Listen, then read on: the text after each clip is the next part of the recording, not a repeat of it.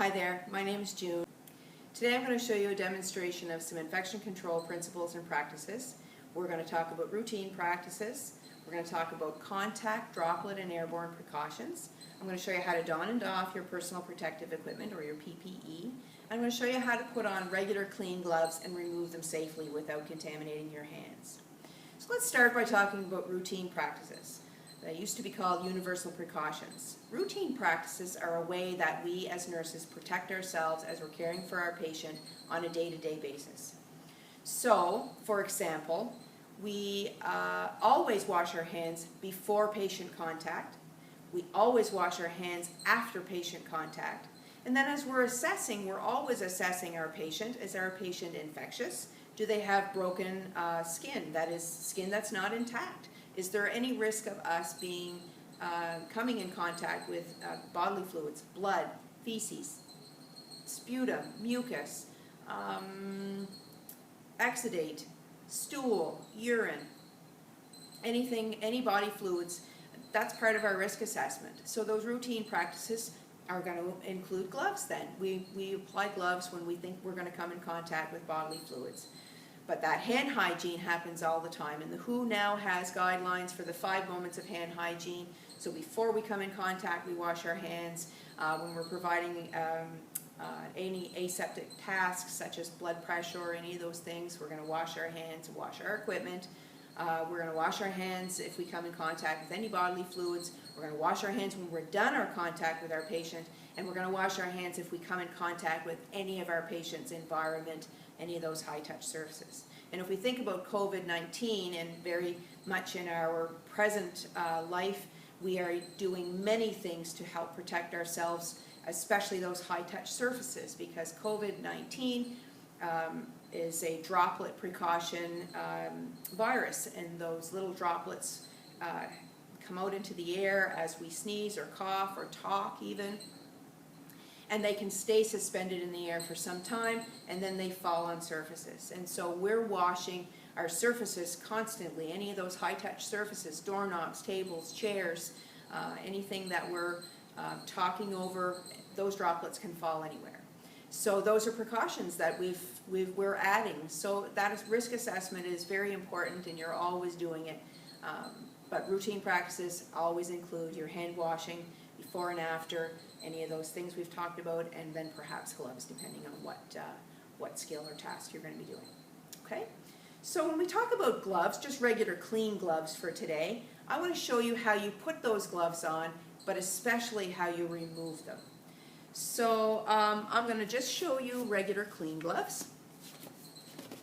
So I'm going to put on the size that fits me best. I'm going to go with a size medium today. And so I just am tucking my hand in a little bit, and I'm just putting that glove on. We don't let our hands fall down below our waist. That's just part of how we start to think about asepsis and best techniques and best practices. So I'm keeping my hands up as I apply that glove. I'm grabbing that second glove, and I'm going to put my hand in there.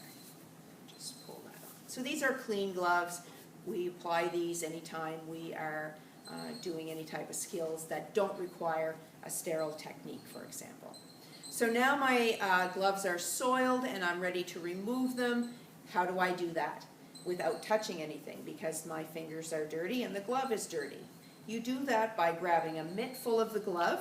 So I'm grabbing a mitt full right in the middle, and I'm pulling it off my hand and bunching it up into my hand as I pull it off. Now I have clean fingers. Those clean fingers are going to reach under that glove and pull it off into a nice little bunch, and it can go right into the garbage. So that's how you put on your clean gloves, but most importantly, it's how you take them off. And I can't stress enough to you that you perform hand hygiene before you apply gloves and after you remove them. You never assume that just because you've had gloves on that you don't need to wash your hands. Hand hygiene happens before and after glove removal, whether it's clean gloves or sterile gloves. Okay? So that's our gloves. Now let's talk about precautions other than our routine practices. So let's think of this like a set of stairs. So routine practices are the bottom step. contact precautions are the next step up on the set of stairs. So contact precautions, MRSA is a really good example of contact precautions. We want to protect ourselves. If you think about contact, if I'm going to be entering a patient's room that is positive for MRSA, they're in a room by themselves, isolated, and on the outside of the room I have all of my PPE and my hand hygiene and the cleansers that are used for wiping those surfaces. And so on the outside of the room I'm thinking, okay, MRSA or contact precautions, what do I need to put on to protect myself? Well, you absolutely are going to do hand hygiene, and you're going to also put on a gown, and you're also going to add your gloves for sure. So those are your contact precautions. You're protecting your uniform, your clothing. You don't want anything in the patient's room or anything that the patient may be coughing, they may have an open wound. You want to protect yourself. That gown is how you're going to protect yourself. Okay? The gloves on your hand, that's how you're going to protect yourself. When you remove them, you're going to wash your hands again as you exit the room. So that's contact precautions. So we've done routine in the first step, contact in the second step. Now let's go up another step. The third step is droplet precautions. So when you have droplet precautions, now we have tiny droplets of an infectious microbe, it could be a virus or it could be a bacteria, that are staying suspended in the air for prolonged periods of time and then falling on surfaces. So they can fall on everything, right from the top of the ceiling down. When we think about somebody sneezing, coughing, talking, those little droplets are flying out into the air and then they're falling on surfaces. How do we protect ourselves? What are we going to add? We already have our gown on and we have our gloves on for our mask now, our gloves on. Now we're going to add our mask. That's how we protect ourselves with droplet precautions. So that's the third step up on the stairs. Let's go to the next and the last step, which is airborne precautions. So a good example of an airborne precaution would be somebody who has tuberculosis. So that means that we can actually inhale that bacteria or virus and become infected ourselves. So how do we protect ourselves there? We need something better than just a regular mask. We need an N95 mask or a respirator, depending on the area or type of work that we're going to be doing with that sick patient. So an N95 mask, and there's many different types out there, and I know with the current pandemic we're seeing lots of different types of N95 masks. It's important for you to understand what is the difference between the medical mask or the non-medical mask and the N95 mask. The difference is that an N95 mask have positively charged ion particles in there, and that makes that fabric or that material that's in there, the layers, sticky. And so as those little tiny microns, as small as like I think 0.3 microns, which is really tiny, as that's coming towards your mask, those materials in there that are positively charged grab those particles and protect you from inhaling those particles and becoming sick.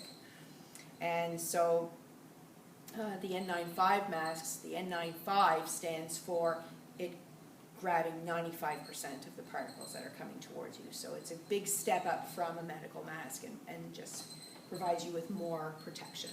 And a respirator has an even better seal and lets no particles in, but that's kind of an advanced thing, and we're not going to get into that today. So we've talked about our precautions, and we've talked about routine, and we've talked about the 5 moments of hand hygiene. I've shown you how to put on your gloves. Now let's talk about donning our PPE, or our personal protective equipment. So I want you to just always be thinking about what makes most sense. It's most important how you remove the gear at the end after you've been in an infectious room. You want to protect yourself from getting it on any part of you. So we're going to use a simple method to remember, and there's always going to be somebody there to help you when you're new at this and just starting out. So we're going to apply our gown first, then we're going to apply our mask, and then we're going to apply our gloves. And it's just simply the reverse when you finish your skill in the patient's room and you're going to come out.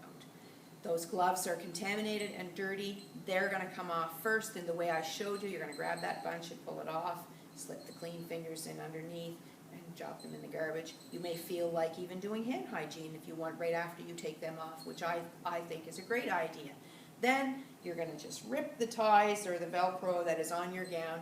You're going to shimmy down and you're going to turn that inside out and drop that right into the garbage receptacle that is ready outside of that patient's room. And then lastly, you can clean your hands again if you feel like it. You're going to just reach a couple of fingers in, don't touch that mask, and just touch it, drop it right into the garbage. Okay? That's what that's going to look like. So let's go ahead and try that, okay? I'm going to start by applying my gown. And there's many different types of gowns. It's important that you tie everything and don't leave it dragging. It can fall down off your shoulders. So you're just going to start by putting your arms in each of the holes. And I like to, when it's a cuffed one like this, to just poke my thumb through so that my hands, that cuff stays on my hand. I don't want my task that I'm doing with my patient to push that cuff back on my arm and expose my bare skin to whatever that infectious material or microbe is that I'm trying to protect myself from. So these ones have ties, so just bear with me while I tie this.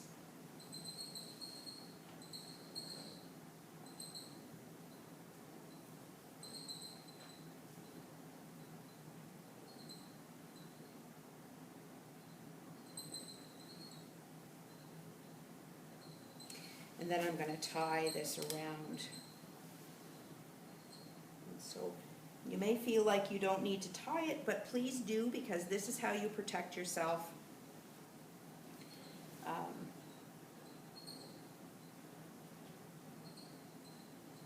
from getting it on your uniform.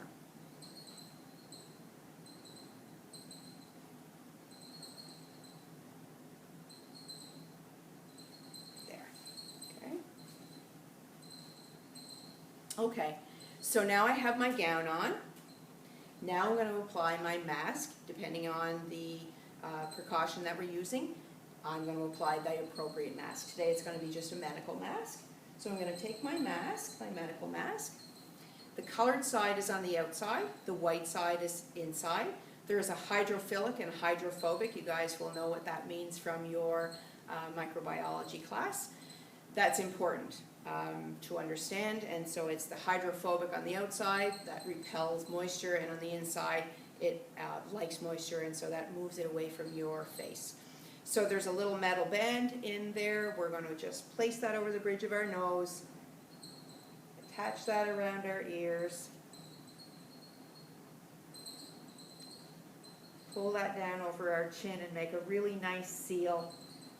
Bend that over the bridge of your nose and pull that down over your chin and make sure it's nice and sealed. Okay, so you have your mask on.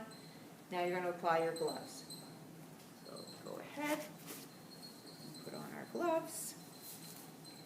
And I'm going to pull that gloves cuff way up over my gown cuff. So you can see why I wanted to do that.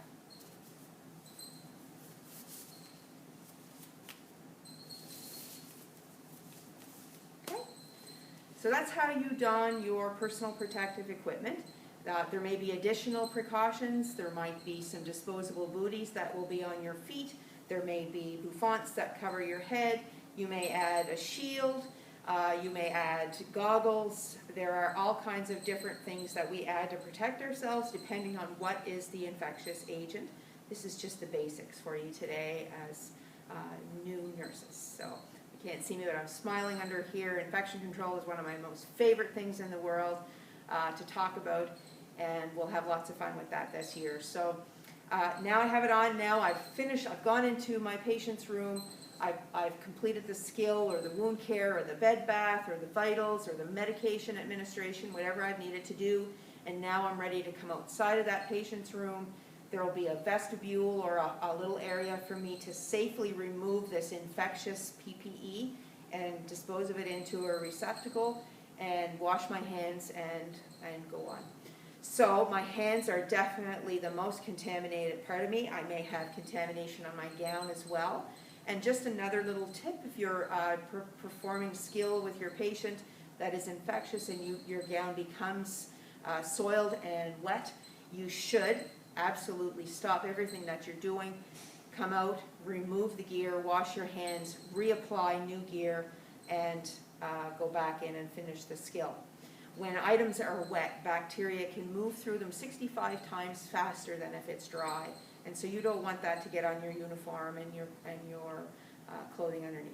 So now let's remove our stuff, and if we think about what's dirtiest, then this is what's going to have to come off first, and that's our gloves. So I'm going to grab that mitt full, just like I showed you, and I'm going to pull that glove off and bunch it up in my hand.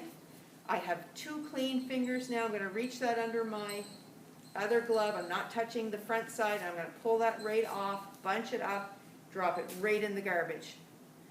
Now at this time, if you want to perform hand hygiene, you go right ahead. We can do that. If you feel confident that you haven't gotten anything soil on your fingers, you can safely reach back and pull those ties and just start to pull it down inside out. As you do that, just shimmy down, pull your hands out, tear it, and pull it off and roll it all up as you roll it off yourself right into the garbage. Now I definitely want to clean my hands before I come near my face. This just reduces all the risk. I'm going to hand sanitize really well. I've also removed gloves, and we absolutely perform hand hygiene after we remove gloves. I'm going to just reach up with a finger on each side of my head, and I'm going to take that mask off. I'm not going to touch it. I'm just going to drop it right into the garbage. And so that is how you safely don and doff your personal protective equipment. And those are the basics of contact, droplet, airborne precautions, and of course our routine practices. And thank you. That concludes our infection control class for today.